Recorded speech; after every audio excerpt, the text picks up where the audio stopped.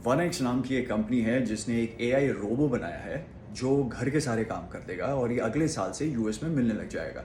Approximately cost इसकी 16 लाख से 18 लाख के बीच के अंदर आएगी, यानी कि $20,000। और वहीं पे अल्बानिया एक कंट्री है जहाँ पे जो मिनिस्टर है इस समय एआई डिपार्टमेंट का, वो एक इंसान नहीं है बल्कि एक एआई सिस्टम ही है जिसका नाम है डालिया। एक लेडी की शक्ल बनाई है इन्होंने। और मज़े की बात यह है कि जब आप और मैं इस समय बात कर रहे हैं तो एक नौकर से लेके एक मिनिस्टर तक ये सारा का सारा काम अब एआई करना शुरू कर चुका है right now at this moment.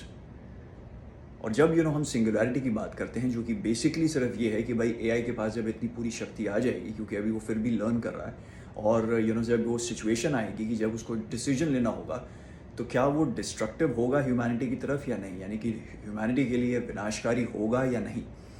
तो जो बड़ी बड़ी कंपनीज़ हैं, इन्होंने जब भी ये टेस्ट किए हैं, गूगल ने हो या चैट जीपीटी हो यानी ओपन एआई या फिर मेटा हो, इन्होंने सबने यही पाया कि भाई जो एआई सिस्टम्स हैं उनका एक बहुत बड़ा हिस्सा डिस्ट्रक्टिव हो जाता है।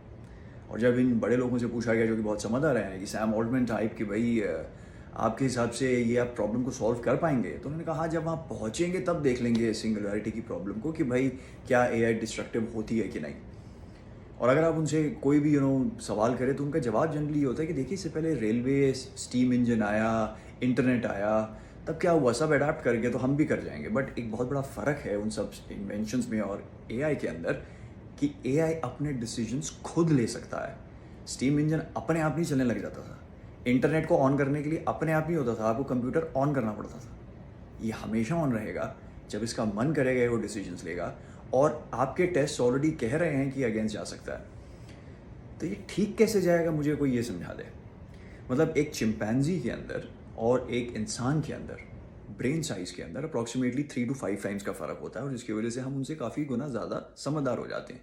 लेकिन अगर हम एआई की बात करें तो एआई हमसे हज़ारों गुना ज़्यादा, लाखों गुना ज़्यादा इंटेलिजेंट होता जा रहा है, और वहीं पे हमसे ज़्यादा ताकतवर भी है, क्योंकि रोबोज वाली बॉडी उसकी हो जाएगी इवेंचुअली। तब वो हमारी बात क्यों सुनेगा?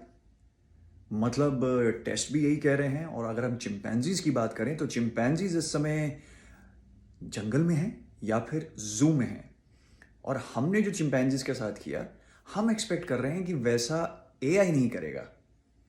सवाल है क्यों?